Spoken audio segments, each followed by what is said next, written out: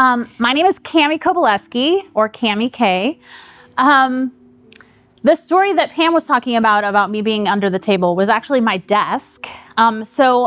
History, backstory, just to give you the career high level LinkedIn right recap. I studied broadcast journalism and psychology as an undergrad, and then I went and worked in luxury wine and spirit event marketing. So did a lot of events like this. Lived in Dallas, Texas when I was doing that. I grew up in the Midwest, and then I burnt out after 2 years of doing event marketing in the luxury wine and spirits industry, and was like, I know I'm on the planet to do more. I know I have a bigger purpose than just throwing parties, even though they're fun, right? Went back to the Midwest, started working on a master's degree, thought I was gonna become a therapist. Went partially through that degree as I was working for the university, so I got them to hire me because I said, I'm an alum. I know they'll hire me because they love to hire alums to be recruiters, right? So I had a full-time job, but I was getting a master's degree for free. I started getting into that, and I was like, this is close, but it isn't exactly what I wanna do. So that's when I somehow, divinely inspired, found out about life coaching. So this was in the mid-2000s, and I thought, can I do coaching without getting the full degree? So I stepped into a coach certification program. I did get certified as a coach. I was still going to get a master's degree for free, right? So I was like, well, what can I do that is tied in with that? So I did end up getting a master's degree in corporate communications with an emphasis in training and development. So that started my career then in higher education. So I worked at that school, Lindenwood University in St. Charles, Missouri, for anyone who's from the Midwest or knows it. I was there 7 years. I worked in various roles. The last 2 years I taught full-time. So I was teaching full-time in the communications while I was building my first coaching business, which was called Passion Meets Purpose. And I'm sharing this with you also because I think sometimes we have this idea that our careers should be linear, or that our journey should be linear, or that it doesn't make sense because I went from this to this and I tried this and it didn't work, but it did, right? It just took you somewhere else. So I was in higher education there, and then I wanted to move to Arizona. I wanted to leave the Midwest. So I got a job at Arizona State University. So I moved to Arizona, shut my life down. And I wanted to share, that was the first incident of being in a toxic work environment when I was still in St. Louis. So after teaching, right? How many of you identify with being an overachiever, a people pleaser, a inner perfectionist? Right? I'm pretty sure probably almost everyone in the room identifies as that. We as women do, right? We put everybody before ourselves, our children, our family, our spouses, people we're dating, our community, and it depletes our energy if we're not filling our own cup first. So we're gonna learn tools today, right? To help continue to fill our inner cup first. Transition to Arizona. Again, worked through the ranks of being a coach. So I was a career coach for 5 years to MBA students at the business school at Arizona State University. Then I worked in the Center for Entrepreneurship for 2 years after working for the dean. So I was a career coach, worked for the dean, transitioned to the Center for Entrepreneurship, started to get violently ill. For 2 years, I was so sick. That's the story that I shared with Pam. The fatigue was so bad, I would take naps under my desk because I didn't feel that I had complete ownership of my voice and could say, I need to leave work. I didn't want to take the mask off and look like, well, I don't want to be the sick person at work, right? I don't want to be the sick person. I was later diagnosed with Crohn's. I had lost 30 pounds in 3 months because I'd gone a year and a half being completely depleted of nutrients. My body wasn't absorbing nutrients. And I did end up having to take medical leave from work. So that's when I was like, I can't continue to do this. I can't live like this. Like, I have to put myself first. And that is what the universe, God, source will do if we continue to put everybody else before ourselves and do not take care of ourselves. So my body literally brought me to a screeching halt so that I could learn how to take care of myself. So I don't look at it as a negative. It was a learning experience for me. So after that, I then transitioned. Well, actually, I was like, I have to leave Phoenix because my nervous system, which Pam is all about helping us regulate our nervous system through breath, I have to leave Phoenix. So my intuition told me, I started to see a little neon sign that said S-L-O-W. I would be at my stand-up desk, right? Working in a frenzy, typing, S-L-O-W. I'm like, cool, I got it. I need to slow down. How do I do that?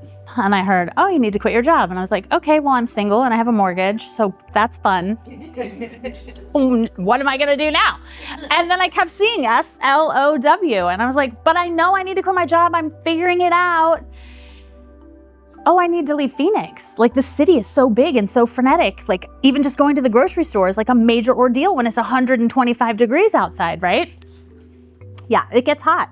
So the heat, the everything, I was like, oh, okay. So then I said, show me, because I clearly keep thinking I know how to figure it out, and it isn't about me. It's about what my divine mission is, what my divine assignment is. Like, okay, put me where I need to be. Show me the signs, synchronicities, resources, people, like bring it all to me. And within 2 months of putting it out there that it wasn't for me to figure out, but it was for me to follow my inner guidance and inner wisdom, I sold my house, quit my job in Phoenix, and had a new job at a community college in northern Arizona in a small town that had pine trees and 20 degrees cooler than Phoenix. And it is where I healed for 6 years. And I just sold my house there and left and drove across the country with my husband because that chapter is now over. My healing has been complete. And that brings us to the muses of the multiverse, which is what I'm here to share with you today during the COVID times. Instead of just binge watching TV, I've always loved art. I'm also an artist. That was a whole journey to even be able to stand in front of a room full of people and say, I am an artist and a writer and an author. So I've always loved doing collage art.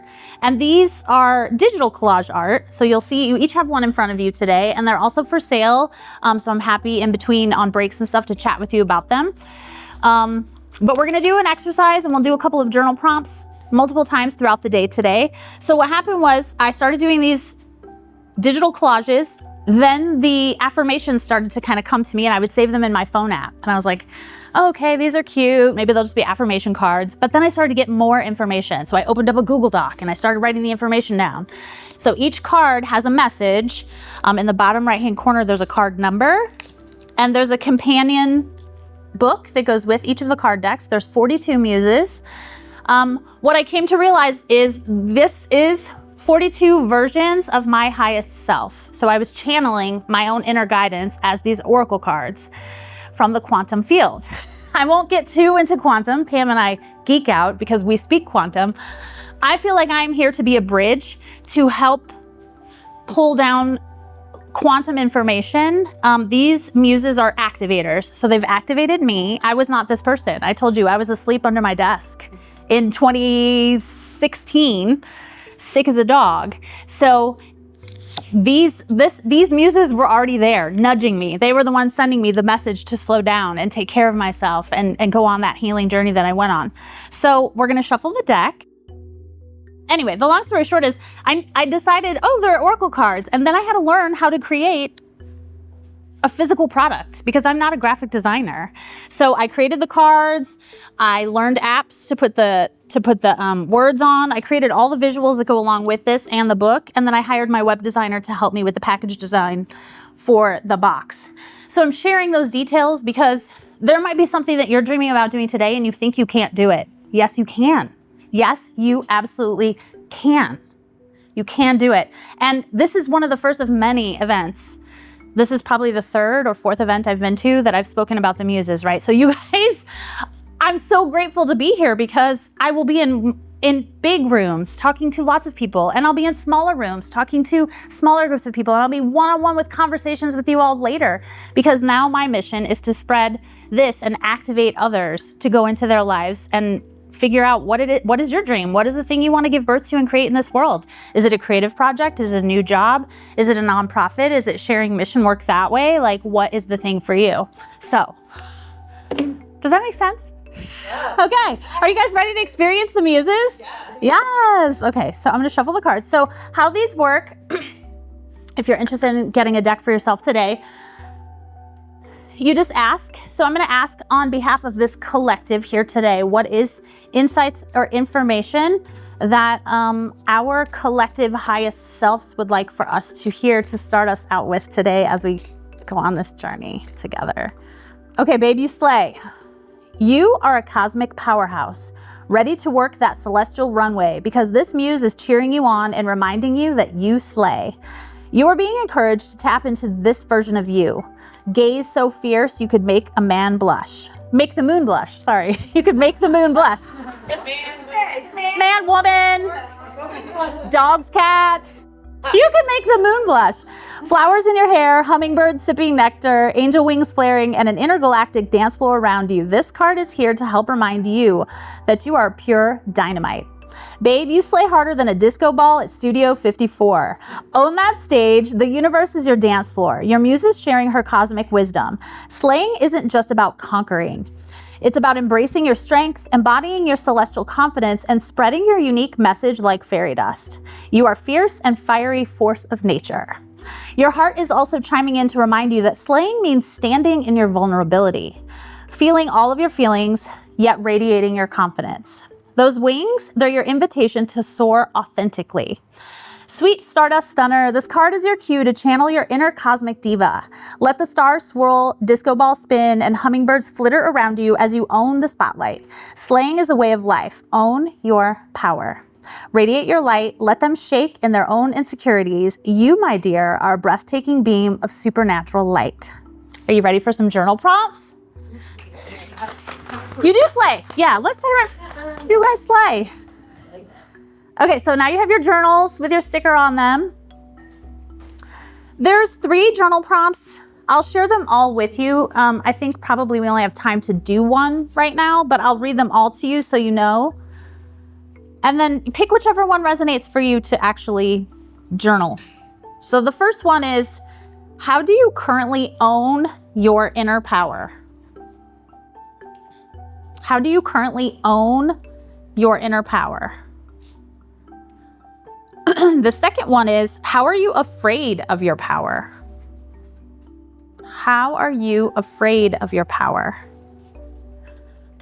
And the third one is a couple of questions mixed in.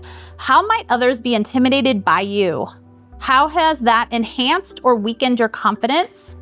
And where do you find yourself turning up or down the volume on your confidence? How might others be intimidated by you? How has that enhanced or weakened your confidence? And where do you find yourself turning up or down the volume? Meaning, where are you hiding because you're afraid of intimidating others, which is not your business. Remember the 4 agreements. Don't take anything personal. So it's not your business. I'll answer one as a group. Do you want to intuitively tell us which one you Let's deep dive a little bit into how do you currently own your inner power? Sometimes we don't actually think about, like, where are we owning our power? We sometimes focus a lot on where we're afraid, right? So maybe where are you? Let's celebrate. Where are you owning your power currently in your life?